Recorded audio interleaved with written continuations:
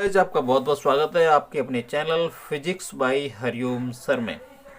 तो आज हम पढ़ने वाले हैं वृत्तीय गति के अंतर्गत सर्कुलर मोशन, वृत्तीय गति या कोणीय गति के अंतर्गत उसके प्रमुख सूत्र। ठीक है ना। तो कई स्टूडेंट्स की डिमांड्स थी कि सर पहले फॉर्मूलाज करा दीजिए, बाद में कुछ डेरिवेशन उन्हें करा देना। ठीक है ना। तो इसमें कुछ न्यूमेरिकल पार्ट हम देख लेते हैं। तो सबसे पहले ज़रूरत होती है फार्मूला की, सूत्रों की। तो यहाँ पर जो है हम सूत्र आपको बता देते हैं। तो वृत्तीय गति, कोणीय गति, इसमें वृत्तीय गति को कहते हैं सर्कुलर मोशन। ठीक है ना। या कोणीय गति बात एक ही है, सर्कुलर मोशन है या फिर आपकी क्या है, एंगुलर मोशन, ये बात एक ही है। तो स्टूडेंट्स चैनल को सब्सक्राइब कर लीजिए, लाइक कर लीजिए और शेयर कीजिए वीडियो को दमदारी के साथ। शेयर कीजिए, बहुत ही अच्छा पढ़ाया जाएगा स्टूडेंट्स। तो गाइज हम जो पढ़ने वाले हैं फॉर्मूलेज, आप लोगों को मिलता है 1 मिनट्स का टाइम, जिसमें आप चैनल को सब्सक्राइब कीजिए और शेयर कीजिए दमदारी के साथ शेयर कीजिए। अरे यार 200-300 सब्सक्राइबर्स बढ़ जानी चाहिए। लाइक कीजिए दमदारी से शेयर कीजिए। 200-300 लाइक्स के लिए नहीं बैठा हूँ मैं, 200-300 लाइक्स के लिए नहीं बैठा हूँ। दमदारी के साथ शेयर कीजिए। 1 मिनट का टाइम है गाइस। यहाँ हम पढ़ेंगे, इसमें पढ़ेंगे हम फॉर्मूले, सूत्र पढ़ेंगे, फॉर्मूले पढ़ेंगे, वृत्तीय गति पढ़ेंगे बहुत ही शानदार तरीके से। तो स्टूडेंट्स वीडियो को अंत तक देखें, लाइक करें, सब्सक्राइब करो भाई, सब्सक्राइब करो, लाइक करो वीडियो को, लाइक करो। लाइक और सब्सक्राइब में कोई कमी नहीं होनी चाहिए। लाइक और सब्सक्राइब दमदारी के साथ करो।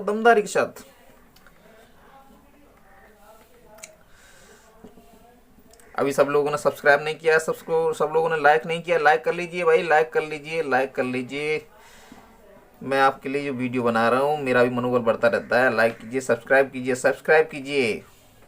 इतने लोग वॉच करते हैं, 500 तक वॉच कर लेते हैं लोग, 500 स्टूडेंट्स वॉच करते हैं, फिर भी लाइक करने में दिक्कत होती है। लाइक कीजिए भाई, दमदारी साथ लाइक कीजिए, यही आपकी ताकत है भाई। लाइक कीजिए, मेरा भी मनोबल बढ़ता रहता है। मैं भी वीडियो बना रहा हूँ आपके लिए, तो मेरा भी मनोबल बढ़ता है। आप लाइक कीजिए भाई, लाइक कीजिए, शेयर कीजिए। चलो पहला फॉर्मूला हम देख लेते हैं। सबसे पहला जो हमारा फॉर्मूला है, पहला जो सूत्र है वो है आपका कोणीय विस्थापन।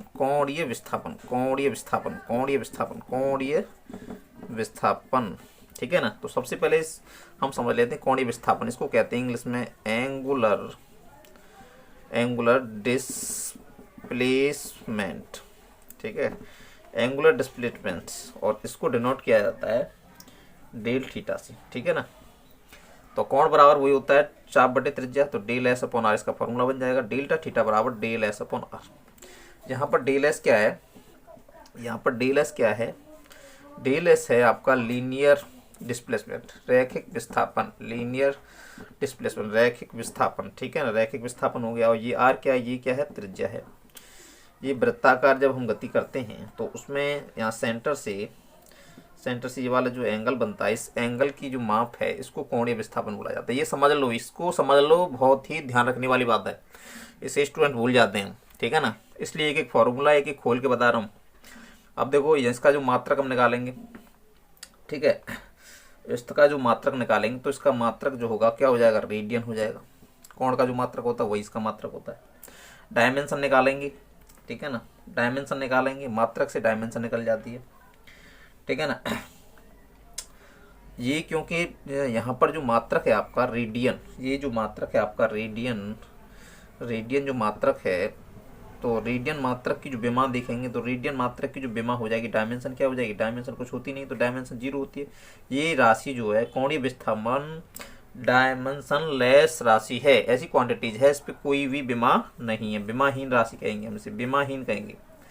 ये सारे फॉर्मूले के मात्रक और विमाएं आपको याद होना चाहिए। एक नंबर में पूछ लेता है भाई साहब। ये बताइए स्टूडेंट्स कि यहाँ पर एंगुलर डिस्प्लेसमेंट का मात्रक क्या है। अगर आपको पता है तो नंबर मिल जाएगा, नहीं तो 0 नंबर, कोई नंबर नहीं मिलेगा। दूसरा फॉर्मूला हमारा कोणीय वेग, कोणीय वेग, कोणीय वेग, कोणीय वेग, इसको कहते हैं हम एंगुलर वेलोसिटी। देखो कोण के लिए क्या हो जाएगा, एंगल हो जाएगा, एंगुलर हो गया नहीं शब्द, एंगुलर वेलोसिटी, एंगुलर वेलोसिटी, ठीक है ना। एंगुलर वेलोसिटी है क्या, एंगुलर वेलोसिटी को यहाँ पर देखो, यहाँ पर जब हम किसी वृत्ताकार पथ पर जब हम गति करते हैं तो उसे वृत्तीय गति बोला जाता है, और इसको डिनोट किया जाता है ओमेगा। किससे डिनोट करते हैं, कोणीय वेग को डिनोट करते हैं ओमेगा से। ये फॉर्मूला जब कोणीय वेग का बनाएंगे तो ये होता है विस्थापन बटे समय, ठीक है ना। वेग बराबर फॉर्मूला पढ़ा आपने, रेखीय वेग बराबर जो फॉर्मूला होता है, तो वी बराबर जब निकालेंगे तो ये होता है डेल एस अपॉन क्या होता है, समय। ये होता है वेग बराबर विस्थापन बटे समय। ऐसे यहाँ पर कोण में लिखेंगे तो क्या होगा, कोणीय विस्थापन डेल्टा थीटा होता है और समय क्या रहता है, डेल टी रहता है। तो इसका जो फॉर्मूला बनेगा ओमेगा बराबर क्या बन जाएगा, del theta upon del t. ये समझ लो, इधर ध्यान दो, इधर ध्यान दो। ओमेगा बराबर del theta upon del t. बिल्कुल ध्यान चूक गया, फॉर्मूला याद नहीं होगा, फॉर्मूला याद नहीं होगा, ट्रिक के साथ समझा रहा हूँ, समझ लो इधर, ठीक है ना। एक एक चीज, एक एक कंसेप्ट, एक एक कंसेप्ट क्लियर करा रहा हूँ, कंसेप्ट समझा रहा हूँ, कंसेप्ट अंडरस्टैंडिंग, अंडरस्टैंडिंग कंसेप्ट समझा रहा हूँ, समझ लो, नहीं तो लर्निंग करनी पड़ेगी फिर। अब इसका मात्रक क्या हो जाएगा, देखो इसका जो मात्रक होता है रेडियन होता है, ठीक है ना, रेडियन। और समय का मात्रक क्या होता है, सेकंड होता है, रेडियन प्रति सेकंड हो गया मात्रक, ठीक है। ऐसी डायमेंशन इसकी निकालेंगे तो समय की जो डायमेंशन होती क्या होती है, टी होती है, ठीक है। तो इसकी तो कोई डायमेंशन होती नहीं है, तो ये हो जाएगा 1/t, ठीक है ना। 1/t किसका मतलब क्या हो जाएगा, टी की पावर -1, टी इनवर्स, ठीक है। इसकी डायमेंशन हो गई, ठीक है साहब। डायमेंशन समझ लो, डायमेंशन जब निकालते हैं तो आपको 7 मूल राशियां और 7 मूल मात्रा, fundamental quantities and fundamental units याद होनी चाहिए, ठीक है। नेक्स्ट समझते हैं अब, next formula number 3, formula number 3, formula number 3 क्या है साहब, फॉर्मूला नंबर 3 है आवर्तकाल। आवर्तकाल, आवर्तकाल क्या है, देखो आवर्तकाल का मतलब समझ लो पहले तो। आवर्तकाल क्या है, time period, time period, time period कहते हैं। टाइम पीरियड क्या होता है, जब कोई वृत्ताकार पथ पर कोई कण मान लो पी है और वो चक्कर लगा रहा है, तो एक चक्कर पूरा होने में लगा समय, एक चक्कर पूरा होने में लगा समय आवर्तकाल कहलाता है इसका। आवर्तकाल मतलब एक चक्कर पूरा हो गया, ये एक आवर्तकाल हो गया।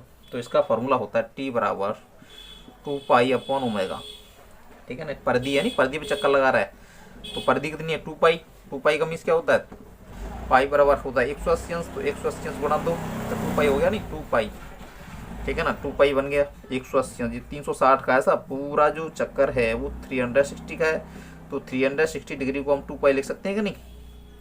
पाई बराबर 180 अंश होता है, 2 पाई अपॉन ओमेगा, ठीक है। तो ये इसका क्या हो गया, आवर्तकाल हो गया। अब देखो ये पूछ लेता है, ये पूछ लेता है कि आवर्तकाल क्या है, और इससे आगे जो फॉर्मूला है नेक्स्ट वो है चौथा फॉर्मूला, ठीक है।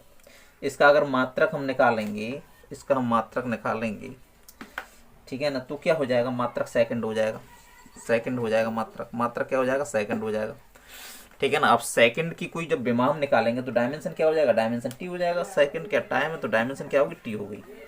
अब नेक्स्ट हमारा जो है आवृत्ति है वो समझ लो। आवृत्ति क्या है, आवृत्ति, आवृत्ति का मीन्स है, इधर समझ लो, इधर समझ लो, इधर समझ लो, इधर ध्यान दो स्टूडेंट, इधर ध्यान दो भाई, ध्यान देना इधर जरूरी है। ध्यान इधर चला गया, वीडियो को पूरा नहीं देखा, समझ में नहीं आएगा कुछ भी। फ्रीक्वेंसी क्या है, फ्रीक्वेंसी क्या है, फ्रीक्वेंसी समझ लो। आवृत्ति क्या है, मान लो यहाँ से जब एक चक्कर लगता है उसे कहते हैं आवर्तकाल। अब इसने चक्कर लगा दी मान लो 2, तो चक्करों की संख्या, आवृत्ति का मतलब है चक्करों की संख्या, काउंटिंग, चक्करों की संख्या को हम क्या बोलते हैं, आवृत्ति बोलते हैं साहब, आवृत्ति बोलते हैं। चक्करों की संख्या बोली जाती है आवृत्ति, फ्रीक्वेंसी बोली जाती है, फ्रीक्वेंसी बोली जाती है, इसे डिनोट करते हैं स्मॉल एन से, स्मॉल एन। अब यहाँ पर 2 चक्कर लगाए तो आवृत्ति 2 हो गई, एन बराबर अगर 3 चक्कर लगाए तो आवृत्ति 3 हो गई, ठीक है ना। आवृत्ति और आवर्तकाल में क्या होता है, रिलेशन होता है सब, एक संबंध होता है। ये पूछ लेता है कि बताइए आवृत्ति, फ्रीक्वेंसी और आवर्तकाल, आवर्तकाल में क्या संबंध है, आवर्तकाल में क्या संबंध है, रिलेशन पूछ लिया सब। तो देखो इधर समझ लो, आवृत्ति जो होती है चक्करों की संख्या, आवर्तकाल की क्या होती है, व्युत्क्रमानुपाती होती है। कहने का मतलब ये है अगर आवृत्ति बढ़ेगी तो आवर्तकाल घटेगा। इसका मीन्स ये होता है, ये जो सिंबल आप देख रहे हैं इसका मीन्स ये होता है, इसका मीन्स ये होता है कि एक वस्तु अगर बढ़ती है तो दूसरी वस्तु घटती है। अब मैं समझा रहा हूँ, इधर ध्यान दे लो, केवल इधर ध्यान दो, मैं समझा रहा हूँ, समझ लो इधर से। ये है सब कोई सर्किल, और यहाँ से कोई स्टूडेंट्स, कोई मान लीजिए कोई पथिक इस रास्ते से चक्कर लगा रहा है। वो चक्कर लगाता है, सब चक्कर लगाता है, एक चक्कर लगाता है, एक चक्कर लगाता है 1 घंटे में। ठीक है साहब, 1 घंटे में 1 चक्कर लगा रहा है। बहुत बड़ा पथ है, बहुत बड़ा पथ है, 10 किलोमीटर का पथ है साहब, बड़ा पथ है। तो यहाँ चक्कर जब 1 घंटे में लगा रहा है तो इसकी जो आवृत्ति हो गई n बराबर क्या हो गई, 1 हो गई, और आवर्तकाल भी 1 हो गया। परंतु होता क्या है, ये चक्कर जो लगाता है ये 2 चक्कर लगा लेता है। ये चक्कर जो लगा लेता है 2 चक्कर लगाता है, तो 2 चक्कर जब लगाएगा तो 2 घंटे लगेंगे। टाइम कितना लगा, आवर्तकाल 2 घंटे, चक्कर नहीं 2 घंटे लगे। ठीक है ना, और चक्करों की संख्या कितनी हुई, n बराबर क्या हुई, 2 हुई। तो यहाँ पर क्या हुआ, जब चक्कर 2 लग रहे हैं तो समय बढ़ गया, समय बढ़ गया, समय बढ़ रहा है, नहीं बढ़ रहा है, समय बढ़ रहा है, चक्कर लगेंगे तो समय बढ़ रहा है। n बराबर जब हम 2 करेंगे, 2 चक्कर लगाएंगे तो आवर्तकाल भी कितना हो जाएगा, आवर्तकाल में समय बढ़ गया। आवर्तकाल कितने हो गए, 2 घंटे हो गए, पहले 1 घंटा था, अब 2 घंटे हो गए, टाइम बढ़ता जा रहा है, चक्कर बढ़े टाइम बढ़ गया। तो ये इसकी व्युत्क्रमानुपाती है, जैसे ही चक्कर घटेंगे टाइम घट जाएगा, चक्कर घटेंगे तो क्या होगा, टाइम घट जाएगा। ठीक है ना, तो आवर्तकाल के n बराबर क्या होता है, व्युत्क्रमानुपाती होता है। ठीक है ना, व्युत्क्रमानुपाती है, ये समान नहीं बढ़ रहा है, चक्कर बढ़ रहे हैं टाइम घटेगा, चक्कर बढ़ रहे हैं टाइम बढ़ रहा है। ठीक है ना, अब देखो 1 घंटे में लगा रहा है, 2 घंटे में लगा रहा है, आवर्तकाल, आवर्तकाल में परिवर्तन हो रहा है। ठीक है ना, n बराबर जो फॉर्मूला होता है 1/t, ये रिलेशन हो जाएगा इसमें, n बराबर 1/t, ये क्या होगा, संबंध हो गया, ये संबंध हो गया। ठीक है ना, ये क्या हो गया, संबंध, रिलेशन हो गया। n बराबर 1/t से हम जब निकालेंगे n बराबर 1/t, तो यहाँ क्या हो जाएगा, ओमेगा बराबर हो जाएगा 2 पाई/t। ठीक है ना, तो ओमेगा बराबर क्या हो जाएगा, 2 पाई n। ये यहाँ पर मैं आपको समझा रहा था, ये कंडीशन समझा रहा था कि अब आवर्तकाल बढ़ता है तो चक्करों की संख्या क्या हो जाती है, घट जाती है, और चक्करों की संख्या बढ़ जाती है तो आवर्तकाल घट जाता है, आवर्तकाल घट जाता है। ठीक है ना, उल्टा हो जाता है, आवर्तकाल और आवृत्ति में जो है उल्टा संबंध है। ठीक है ना, एक वस्तु की कीमत बढ़ने पर दूसरी वस्तु, जैसे मान लीजिए, इसका सही एग्जांपल मैं आपको बताऊं, प्रोपोर्शनल, डायरेक्टली प्रोपोर्शनल का एक एग्जांपल आपको बता रहा हूं। 10 आदमी किसी काम को करते हैं सब 20 दिन में। ठीक है, अब आदमियों की संख्या कर दी जाए 20, तो यहाँ दिनों की संख्या क्या हो जाएगी, 10 हो जाएगी। आदमी बढ़ गए तो दिन कम हो गए, तो ये जो है आदमी क्या है, आदमी जो है दिनों के क्या हो गए, व्युत्क्रमानुपाती हो गए। ठीक है, व्युत्क्रमानुपाती हो गए, एक चीज़ बढ़ने पर दूसरी चीज़ घट जाती है। ऐसे ही यहाँ पर आवर्तकाल और आवृत्ति ली जाए। ठीक है, आवर्तकाल में टाइम बढ़ा दिया गया, आवर्तकाल क्या है, आवर्तकाल अगर बढ़ रहा है तो आवृत्ति घटेगी, आवर्तकाल बढ़ेगा, अगर स्पीड, वही स्पीड बढ़ानी पड़ेगी नहीं यहाँ पर। अब यहाँ 1 घंटे में 10 चक्कर लगा, कोई 1 चक्कर लगा रहा था, और 1 घंटे में हम चक्कर लगवाएं 2, 1 घंटे में चक्कर लगवाएं 2, तो क्या हो जाएगा, तो आवर्तकाल कितना हो गया, आवर्तकाल कितना हो गया, आधा घंटा हो गया। नहीं, यहाँ आवर्तकाल कितना हो गया, आधा घंटा हो गया। आधे घंटे में ये 2 चक्कर लगा रहा है, 1 घंटे में 1 लगे, आधे घंटे में 1 लगा रहा है, जब 1 घंटे में 2 लगा पाएगा। ठीक है ना, यहाँ 1 घंटे में 1 चक्कर लगा रहा था, अब आधे घंटे में 1 लगा रहा है, फिर आधे घंटे में 1 लगा रहा है, जब 2 लगा रहा है। ठीक है ना, स्पीड बढ़ानी पड़ी, स्पीड बढ़ानी पड़ी, ये समझ लो, ये कंडीशन समझ लो यहाँ पर। ठीक है ना, चलो नेक्स्ट देखते हैं, नेक्स्ट क्या है, नेक्स्ट है हमारा कोणीय वेग और रेखीय वेग में संबंध वाला फॉर्मूला। कोणीय वेग तथा रेखीय वेग में संबंध, कौन सा फॉर्मूला चल रहा था, नेक्स्ट देख लेते हैं, कोई सा हो, 5वां मान लेते हैं। ये देख लीजिए, ओमेगा बराबर क्या होता है, v इक्वल टू क्या होता है, r omega, v equal to r omega, ये फॉर्मूला होता है कोणीय वेग तथा रेखीय वेग में संबंध, ये न्यूमेरिकल में यूज होगा। ठीक है, 6वां फॉर्मूला देख लेते हैं। तो यहाँ पर v क्या था, v लीनियर वेलोसिटी था, आर त्रिज्या थी, और ओमेगा क्या था, कोणीय वेग था, एंगुलर वेलोसिटी थी। अल्फा बराबर कोणीय त्वरण, कोणीय त्वरण, ठीक है, कोणीय त्वरण, कोणीय त्वरण, कोणीय त्वरण इसी कहते हैं angular oscillation. Angular oscillation, angular oscillation क्या होता है, अल्फा बराबर होता है ये del omega upon del t, ठीक है ना, कोणीय वेग परिवर्तन बटे समयांतराल, ये होता है। देखो इसका जो मात्रक हम निकालेंगे, इसका मात्रक निकालेंगे तो इसका मात्रक क्या आ जाएगा, ओमेगा। ओमेगा का जो मात्रक है डेल ओमेगा अपॉन डेल, ठीक है ना, डेल ओमेगा, ये कोणीय वेग, कोणीय वेग, ठीक है ना, कोणीय वेग, कोणीय वेग का हम निकालेंगे कोणीय वेग, तो कोणीय वेग क्या हो जाएगा, रेडियन प्रति सेकंड स्क्वायर, ठीक है ना, ये वेग है नहीं, तो कोणीय वेग क्या होता है, del theta upon del t होता है, अपॉन डेल टी ये हो जाएगा, तो डेल थीटा क्या होता है रेडियन, और ये समय का गुणा हो जाएगा तो सेकंड पे स्क्वायर, रेडियन प्रति सेकंड पे स्क्वायर हो जाएगा फॉर्मूला, रेडियन प्रति सेकंड स्क्वायर, इसका मात्रक बन गया साहब, ये इसकी यूनिट निकल के आ गई, यूनिट आ गई। और डायमेंशन इसका निकालेंगे तो डायमेंशन रेडियन का तो कोई डायमेंशन होती नहीं है, तो टी की -2 हो जाएगा, कोणीय त्वरण की जो डायमेंशन है टी की -2, ठीक है ना, टी की -2, ये छठवां फॉर्मूला हो गया। अब फॉर्मूला नंबर देखेंगे नेक्स्ट आवा 10वां फॉर्मूला, फॉर्मूला नंबर 10, ठीक है ना, छठवां नहीं सातवां formula, formula number 7, formula number 7 देख लेते हैं। 7 क्या है, रेखीय त्वरण तथा कोणीय त्वरण में संबंध, तो E बराबर फॉर्मूला होता है आर अल्फा, रेखीय तथा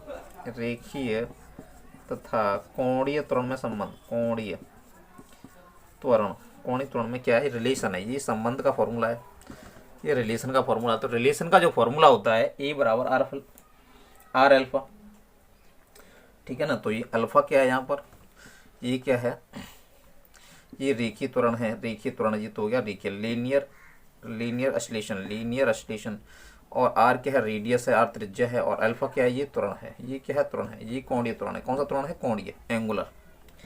चलो नेक्स्ट देख लेते हैं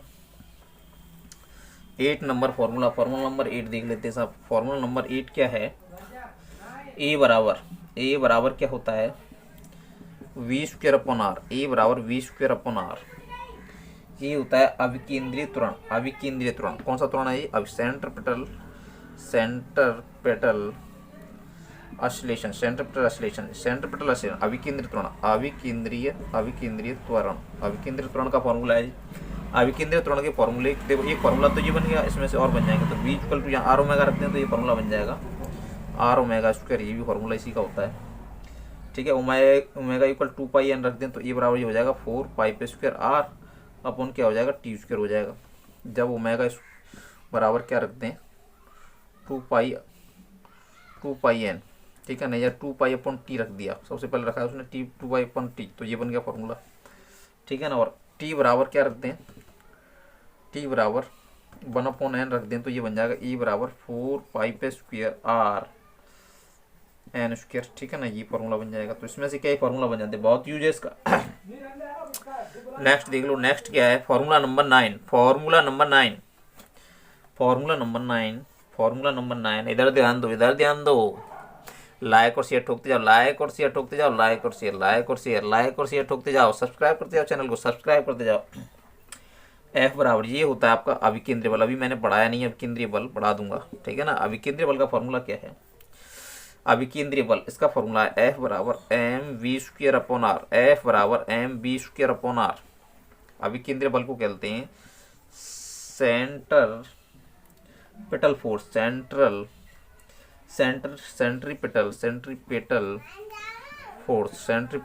ठीक है ना, सेंट्रीपिटल फोर्स होता है। यहाँ m क्या होता है, मास होता है, द्रव्यमान, ये द्रव्यमान है, ये क्या है, मास है m। v क्या है, वेलोसिटी है, और r क्या है, रेडियस है। और अब देखो यहाँ पर v equal to r omega रखते हैं तो दूसरा फॉर्मूला ये बन जाएगा, v equal to r omega रखते हैं तो m ओमेगा स्क्वायर आर ये बन जाता है फॉर्मूला, ठीक है ना, दूसरा फॉर्मूला ये बन जाता है। 10वां फॉर्मूला देख लो, फॉर्मूला नंबर 10, देख लो, फॉर्मूला नंबर 10 क्या है साहब, इधर देख लो, ये है सड़कों या रेलों की बैंकिंग, ठीक है ना, बैंकिंग ऑफ रोड। जब किसी सड़क या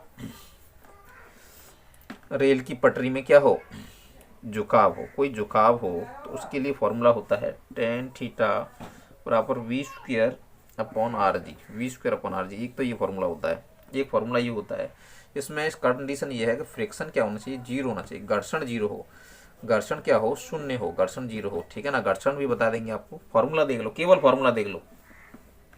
देखो एक फॉर्मूला टेन थीटा प्लस की म्यू अपॉन 1 माइनस की म्यू टेन थीटा बराबर v square upon r g. देखो इसमें क्या है, टेन थीटा कोई एंगल दिया हुआ है, प्लस म्यू, म्यू का मतलब है घर्षण गुणांक, म्यू का मतलब है घर्षण गुणांक, coefficient of friction, coefficient of friction, coefficient of friction, ठीक है ना, कोफिशिएंट ऑफ फ्रिक्शन, घर्षण गुणांक, ये दिया होता है क्वेश्चन में, दिया हो तो ये फॉर्मूला अप्लाई होता है, ठीक है ना। अब देखो ये नेक्स्ट फॉर्मूला देखेंगे हम,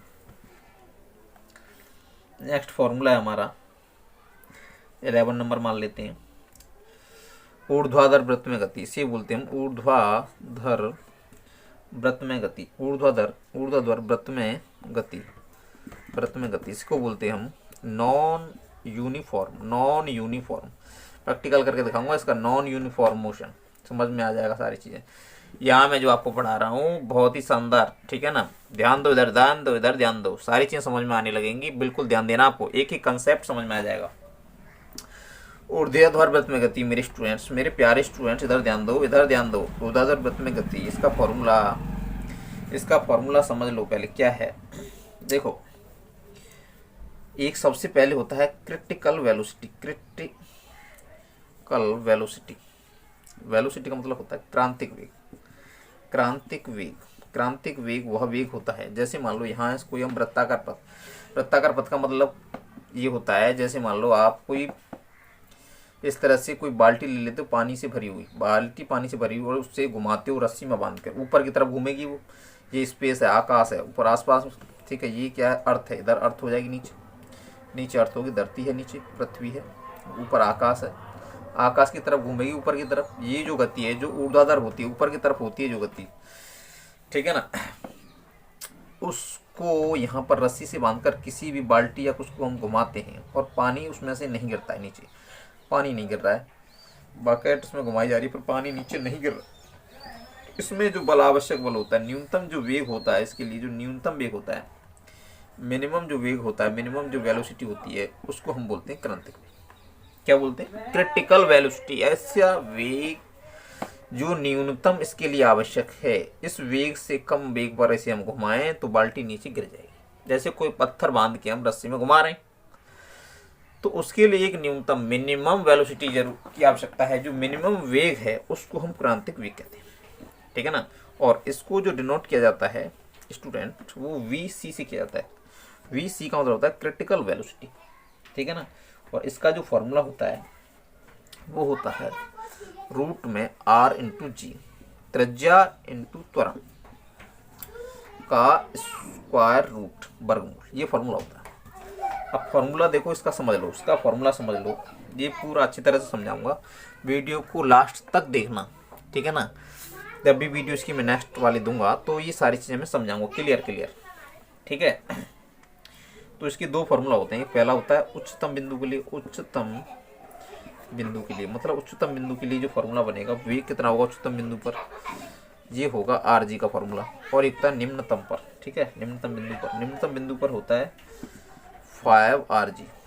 अभी ये चीज़ें आपकी समझ में नहीं आ रही, क्यों नहीं आ रही होंगी, क्योंकि मैंने ये चीज़ कराई नहीं है, ठीक है ना। नेक्स्ट वीडियो में जैसे मैं अपलोड करूंगा, पूरी वीडियो देखनी है, इसके लिए पूरी वीडियो आपको देखनी है, सब सारी चीज़ें समझ में आएंगी, ठीक है ना। अभी आप ये फॉर्मूला देख लो केवल। चलो अब आते हैं न्यूमेरिकल पार्ट पर। तो क्वेश्चन देख लेते हैं, इसमें आंकिक प्रश्न में स्टूडेंट्स। तो क्वेश्चन नंबर हमारा है 1। क्वेश्चन नंबर 1 क्या है, 1 किलोग्राम का कोई पिंड है, कोई बॉडी है, कोई 1 किलोग्राम का एक पिंड है और 1 मीटर लंबी 1 मीटर लंबी डोरी से बंधा हुआ है, 1 मीटर लंबी डोरी से क्या है, बंधा हुआ है। 1 किलोग्राम का कोई पिंड 1 मीटर लंबी डोरी से बंधा हुआ है। पिंड का आवर्तकाल, पिंड का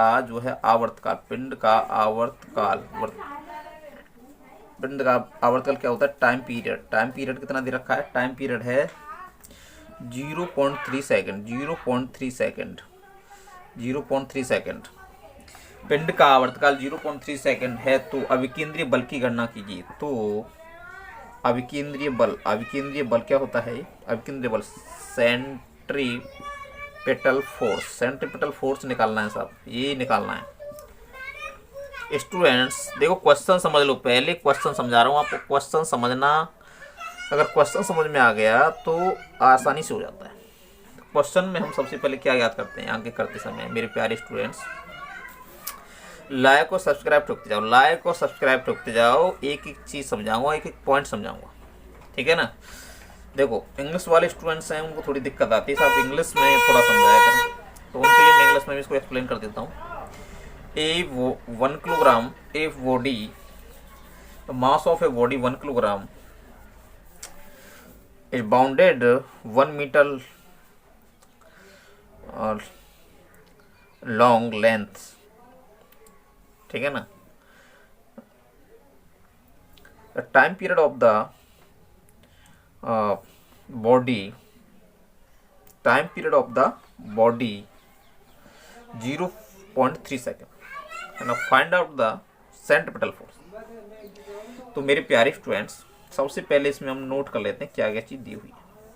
देखो m दिया हुआ है 1 किलोग्राम है, सब दिया हुआ है का नहीं, m 1 किलोग्राम।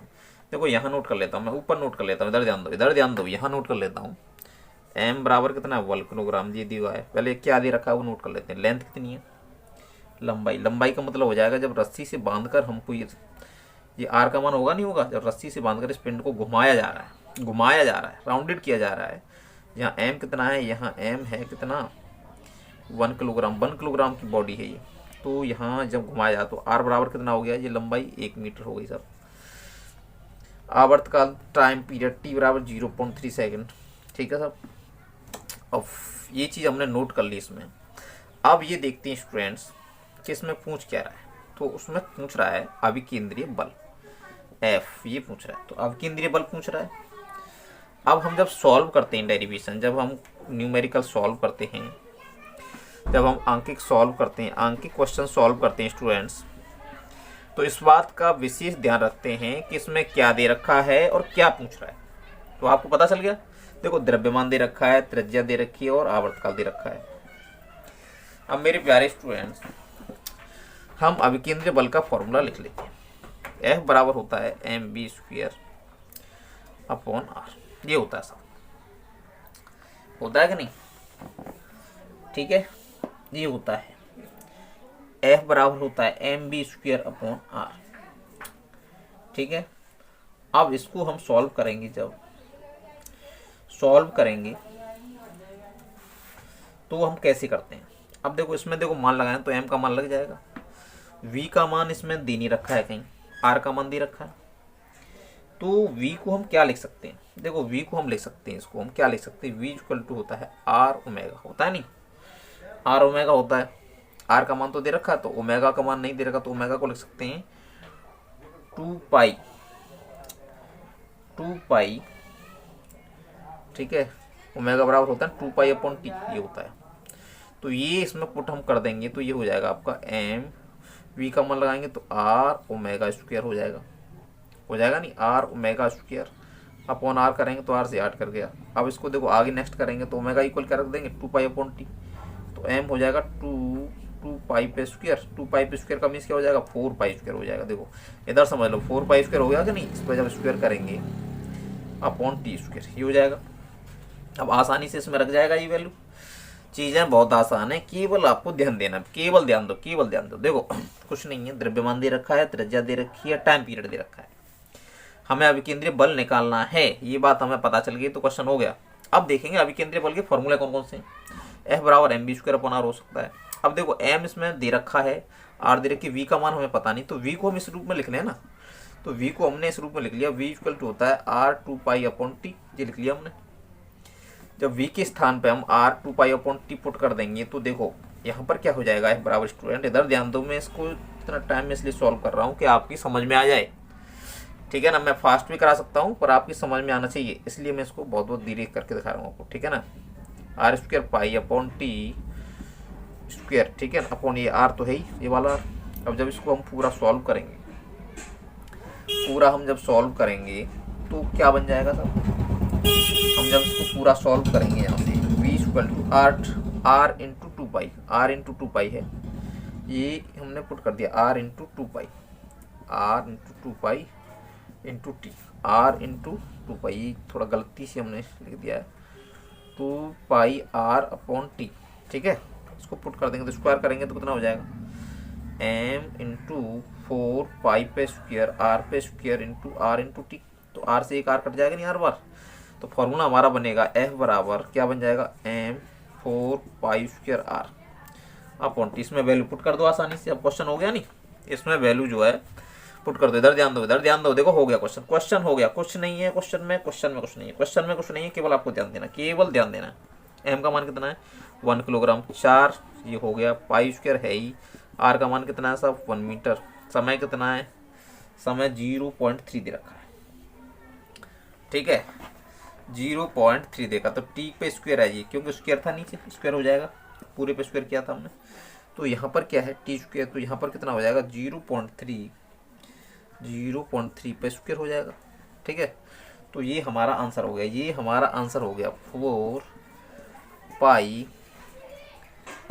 पाई हो गया नहीं, 4 पाई पे स्क्वायर बटे 0.3 कराएंगे तो कितना हो जाएगा 0.3 मल्टीप्लाई 0.3 तो 0.09 हो जाएगा नहीं, 0.09। ये बल आ गया, ये किस में बल आ गया, न्यूटन में आ गया सब। इस मान को हम पाई की वैल्यू लगाकर आगे भी सॉल्व कर सकते हैं, पाई बराबर 22/7 रख दें, पाई बराबर कितना रख दें, पाई बराबर दे रखा है तो वो वैल्यू हम पाई की वैल्यू पुट कर दें, तो ये न्यूटन में आ गया आंसर, ये न्यूटन में आ गया, ये हमारा जो आंसर आया ये किस में आया, न्यूटन में आ गया। ठीक है, इसे आगे भी सॉल्व हम करेंगे, यहाँ छोड़ देंगे, अगर हम वैल्यू हमें नहीं पता है तो यहाँ भी हम छोड़ सकते हैं। ठीक है, तब भी आंसर हमारा सही माना जाएगा। क्वेश्चन नंबर दूसरा देख लेते हैं, देखो दूसरा देख लो, दूसरा क्वेश्चन क्या है, 2 किलोग्राम का पिंड, 2 किलोग्राम का पिंड क्या कर रहा है, 2 किलोग्राम पिंड को रस्सी से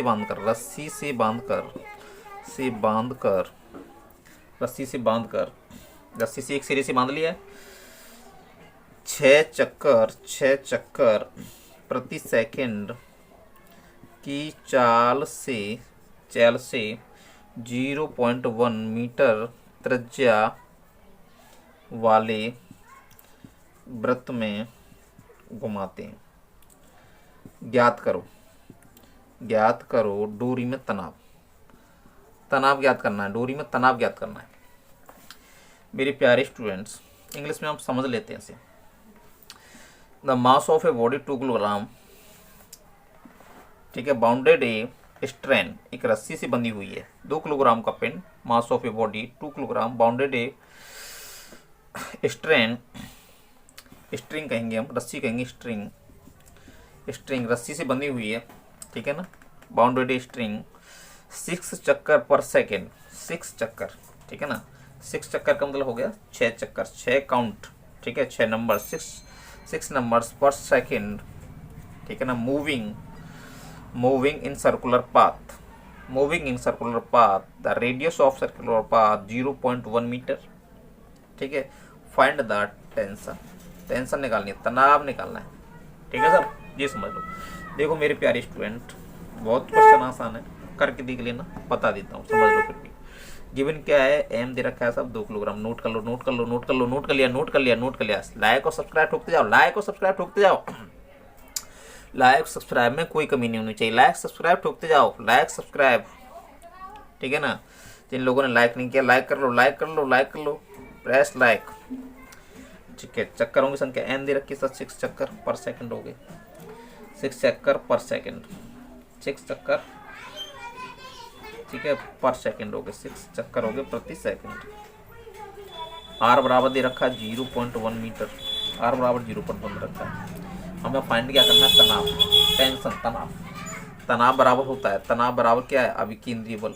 तनाव का मतलब है यहाँ अभिकेंद्रीय बल से, तनाव इसमें कौन सा अभिकेंद्रीय बल लगेगा, नहीं लगेगा, जब रस्सी घूमेगी इस तरह से हम रस्सी को घुमाएंगे, तो वृत्ताकार पथ में हम घुमाएंगे किसी 2 किलोग्राम पिंड को बांधकर, तो ये जो जैसे कहेंगे हम, कौन सी गति है ये, वर्टिकल अक्ष में जो गति हो रही है, वर्टिकल अक्ष, ऊर्ध्वाधर में जो गति होती है, उसे हम बोलते हैं नॉन सर्कुम्फेरेंस। ठीक है ना, मतलब जैसी गति जो वृत्ताकार पथ में हो रही है, ऊर्ध्वाधर गति कहेंगे हम। क्या कहेंगे इसे? ऊर्ध्वाधर गति। एक तो सर्कुलर मोशन हो गई, इसे बोलते हैं हम कंटिन्यू, ठीक है ना। कंटिन्यू जो गति है हमारी, लगातार जो गति हो रही है। एक जो लगातार नहीं हो रही है, ठीक है ना, ऊर्ध्वाधर हो रही है, ऊर्ध्वाधर अक्ष में हो रही है, वर्टिकल अक्ष में हो रही है, उस गति में अभिकेंद्रीय बल लगता है। तो अभिकेंद्रीय बल निकालना, तो अभिकेंद्रीय बल क्या होता है? F बराबर mv² होता है। अब देखो इसमें क्या दे रखा है? v दे रखा है कि नहीं? v नहीं दे रखा सब, r तो दे रखा है, m दे रखा है। तो v बराबर इसमें क्या लगा सकते हैं? v बराबर होता है r ओमेगा, और क्योंकि चक्करों की संख्या दे रखी है तो r ओमेगा बराबर होता है 2πn। तो फॉर्मूला बन जाएगा v बराबर 2πn × r, ठीक है। तो यहाँ से हम फॉर्मूला जो बना लेंगे स्टूडेंट्स, वो ये बन जाएगा। इधर देख लो, चीज़ें बहुत आसान हैं। जब हम चीज़ों को समझते जाते हैं तो आसान बन जाती हैं, ठीक है ना। वैसे आसान नहीं होती हैं, समझते जाएंगे चीज़ें आसान हो जाएंगी। लाइक और सब्सक्राइब ठोकते जाओ, लाइक और सब्सक्राइब में कोई कमी नहीं होनी चाहिए। अब देखो F बराबर mv²/r, तो हमारे पास डायरेक्ट हमें फॉर्मूला याद है तो डायरेक्ट लगा देंगे, नहीं याद है तो इसमें बना लेंगे सब।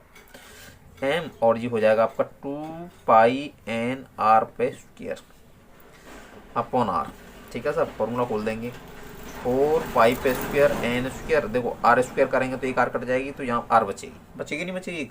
r² करेंगे तो एक r से एक r कट जाएगी, तो r बचेगी नहीं। तो इसमें वैल्यू लगा दो। m कितना है? 2 किलोग्राम।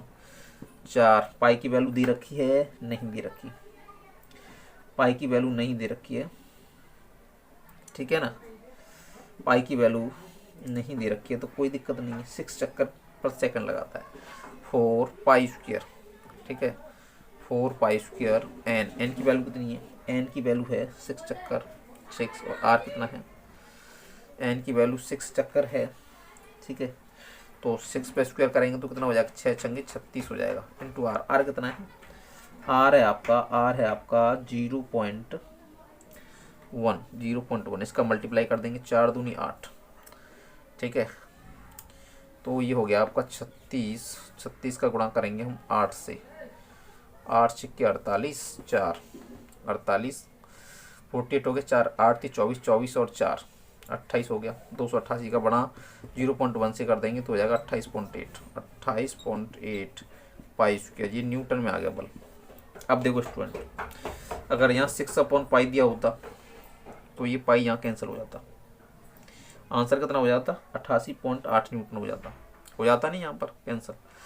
अगर यहाँ पर पाई इक्वल n = 6/π दिया होता तो π² कैंसिल हो जाता, नहीं दिया है तो ये आंसर हो गया हमारा F बराबर। समझ में आया कि नहीं? लाइक और सब्सक्राइब ठोकते जाओ, ठीक है ना। लाइक सब्सक्राइब में कोई कमी नहीं होनी चाहिए, न्यूमेरिकल देखते जाओ, लाइक और सब्सक्राइब ठोकते जाओ। स्टूडेंट्स, इसका जो नेक्स्ट पार्ट है मैं अगले उसमें वीडियो में आपको दिखाऊंगा, ठीक है ना। तो वीडियो आपको कैसी लगी स्टूडेंट्स? वीडियो को शेयर कीजिए, लाइक कीजिए और सब्सक्राइब करना बिल्कुल ना भूलिए, सब्सक्राइब कीजिए। तो गाइज बहुत बहुत धन्यवाद आपके अपने channel physics bye Hariom sir की तरफ से। Very thanks for